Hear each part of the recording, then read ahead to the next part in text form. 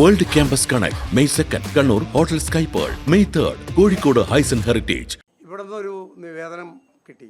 ആ നിവേദനം അപ്പുറത്ത് കിടക്കുന്ന ഇപ്പോൾ നിങ്ങൾ കാറ് പാർക്ക് ചെയ്യുന്ന സ്ഥലം പ്രസ് ക്ലബിന് പതിച്ച് കിട്ടണം എന്നുള്ളത് ആവശ്യമായിരുന്നു. അവിടെ PWDയുടെ ക്വാർട്ടേഴ്സായിരുന്നു. പ്രസ് ക്ലബ്ബ് എന്ന് നിവേദനം കൊടുത്താലും അപ്പോൾ അവിടെ ആരെങ്കിലും വന്ന് താമസിക്കും.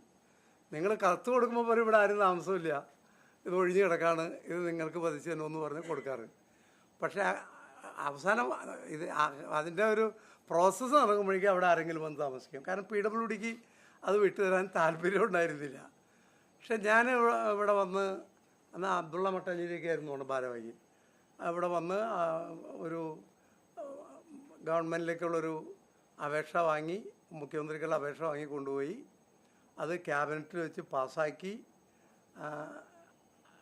അതിൻ്റെ ഓർഡർ തിരിച്ച് ഇവിടെ ഒരു മാസത്തിനുള്ളിൽ കൊണ്ട് കൊടുത്തു. അങ്ങനെ ഈ പ്രസ് ക്ലബിനോടുള്ളൊരു കടപ്പാട് ഞാൻ അങ്ങനെ തീർക്കാൻ ശ്രമിച്ചിട്ടുണ്ട്. ആ കാര്യത്തിൽ ശ്രീ ഉമ്മൻചാണ്ടി, ദിവംഗതനായ ശ്രീ ഉമ്മൻചാണ്ടി മുഖ്യമന്ത്രി എന്നുള്ള നിലയിലും ശ്രീ ഇബ്രാഹിം കുഞ്ഞ് PWD മന്ത്രിയാണ്, കാരണം അവരുടെയും കൂടി അനുവാദം NOC വേണമായിരുന്നു.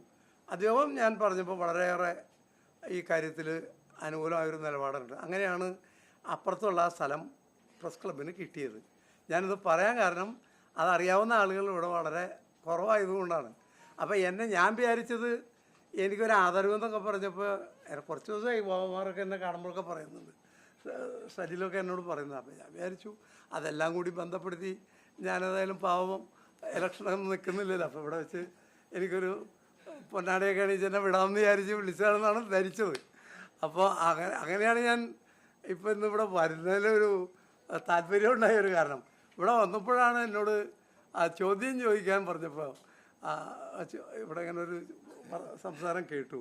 വലിയ ചോദ്യങ്ങൾക്കൊന്നും മറുപടി പറയാൻ ഞാൻ പ്രാപ്തനല്ല. ഏതായാലും ഒരു കാര്യം ഞാൻ മാറിയതിനെ കുറിച്ച് പറയാം. ഞാൻ 91 മുതൽ തൃപ്പൂണിത്തുറയിൽ സ്ഥാനാർത്ഥിയായി മത്സരിച്ച ആളാണ്. അന്നത്തെ തൃപ്പൂണിത്തുറയല്ല ഇന്ന്. അന്നത്തെ തൃപ്പൂണിത്തുറ എന്ന് പറഞ്ഞാൽ ഇന്നത്തെ തൃക്കാക്കരയും എറണാകുളത്തിൻ്റെയും ഭാഗമായി പോയി. ഇപ്പോഴത്തെ തൃപ്പൂണിത്തുറ എന്ന് പറഞ്ഞാൽ പഴയ പള്ളുരുത്തി നിയോജകമണ്ഡലത്തിൻ്റെ ഭൂരിപക്ഷ ഏരിയയാണ്. ഞാൻ വന്നു നിൽക്കുമ്പോൾ അന്നത്തെ ആദ്യം MM ലോറൻസാണ് സ്ഥാനാർത്ഥി. എൻ്റെ സ്ഥാനാർത്ഥിത്വത്തെക്കുറിച്ച് ആദ്യം എന്നോട് AK ആൻ്റണിയാണ്, അന്ന് AK ആൻ്റണി KPC പ്രസിഡൻ്റാണ്. അപ്പോൾ എന്നോട് അദ്ദേഹം പുലർച്ചെ എന്നോട് വിളിച്ചു പറഞ്ഞു, തൃപ്പൂണിത്തുറയാണ്, പോയി നോക്ക്, വേറെ ഒന്നും ശരിയായില്ല എന്ന് പറഞ്ഞു. അപ്പോൾ എനിക്ക് ഒരു കാരണവശാലും തൃപ്പൂണിത്തുറ തോൽക്കാൻ പോലും ഞാൻ ചോദിച്ച സീറ്റല്ലായിരുന്നു. പക്ഷെ അന്ന് ഞാൻ അവിടെ പോയി, എന്നൊരു സ്ഥാനാർത്ഥിയായിട്ട് പോലും എതിർ സ്ഥാനാർത്ഥി കണക്കാക്കിയിരുന്നൊരു കാലമല്ലായിരുന്നു. എല്ലാവരും കൂടി നിൽക്കുമ്പോൾ ഞാനും അവിടെ എനിക്ക് ഷെയ്ക്കാൻ്റെ തരാൻ പോലും അദ്ദേഹം തയ്യാറാവില്ല. അങ്ങനെ കുറ്റപ്പെടുത്തിയല്ല, എന്നെ അത്രയും ഇഗ്നോർ ചെയ്തിരുന്നൊരു സ്ഥാനാർത്ഥിയാണ് ഞാൻ. പക്ഷേ എന്നാലും അന്നത്തെ തിരഞ്ഞെടുപ്പിൽ എനിക്ക് ഏകദേശം ഒരു 5000 വോട്ടിൻ്റെ ഭൂരിപക്ഷത്തിൽ ജയിക്കാൻ സാധിച്ചു. അന്ന് എന്നെക്കുറിച്ച് എഴുതിയിരുന്നത് ജയൻ കില്ലർ എന്നാണ്. അതിന് ശേഷം അന്ന് ലോറൻസ് LDFിൻ്റെ കൺവീനറും കേന്ദ്ര കമ്മിറ്റി അംഗമാണ്. എന്ന് മാത്രമല്ല LDFിന് ഭരണം ഉണ്ടാവും. അപ്പോൾ അങ്ങനെ വരുമ്പോൾ മന്ത്രിസഭയിൽ തന്നെ ഒരു പ്രധാനപ്പെട്ട സ്ഥാനം വഹിക്കാനുള്ള ഒരാളായിട്ടാണ് ഏറ്റവും ഷുവർ സീറ്റ് നോക്കി അദ്ദേഹത്തെ അവിടെ നിർത്തിയത്. പക്ഷേ അദ്ദേഹത്തിൻ്റെ കഷ്ടകാലം എൻ്റെ തലയിലെടുത്ത് നന്നായി, ഞാൻ ജയിക്കുകയും ചെയ്തു. പിന്നീട് ഞാൻ 6 തെരഞ്ഞെടുപ്പിൽ കൂടി മത്സരിച്ചു. 6 തെരഞ്ഞെടുപ്പിൽ ഒരു തെരഞ്ഞെടുപ്പിൽ തോറ്റുപോയി. ആ തെരഞ്ഞെടുപ്പിൽ തോറ്റതിൻ്റെ പശ്ചാത്തലം ഇപ്പോൾ ഇവിടെ വിശദീകരിക്കേണ്ട കാര്യമില്ല, ഇപ്പോൾ വലിയ പ്രസക്തിയില്ല. എന്നാലും നമ്മുടെ കൂടെ നിൽക്കുന്നവരൊക്കെ ഒരുപാട് സഹായിച്ചിട്ടാണ് ഞാൻ തോറ്റത്. അല്ലാതെ ഒരുപാട് സഹായിച്ചു, അല്ലെങ്കിൽ അന്നും തോക്കുന്ന പ്രശ്നമില്ല. പക്ഷേ അതിന് തോറ്റു. പിന്നെ ഒരു വാശി ഉണ്ടായിരുന്നു, തിരിച്ച് തൃപ്പൂണിത്തുറ പിടിക്കണം എന്നൊരു വാശി ഉണ്ടായിരുന്നു. ഞാൻ MLA അല്ലെങ്കിലും MLA പോലെ തന്നെ 5 കൊല്ലക്കാലം പ്രവർത്തിച്ചു. അപ്പോൾ അങ്ങനെ ഞാൻ വലിയ ബുദ്ധിജീവിയൊന്നും ആയിരുന്നില്ല. അന്ന് MLA വലിയ ബുദ്ധിജീവി ആയിരിക്കുകയും ചെയ്തു. ഏതായാലും ഞാൻ അവിടെ MLA എന്നുള്ള നിലയിൽ തന്നെ അവിടെ പ്രവർത്തിച്ചു.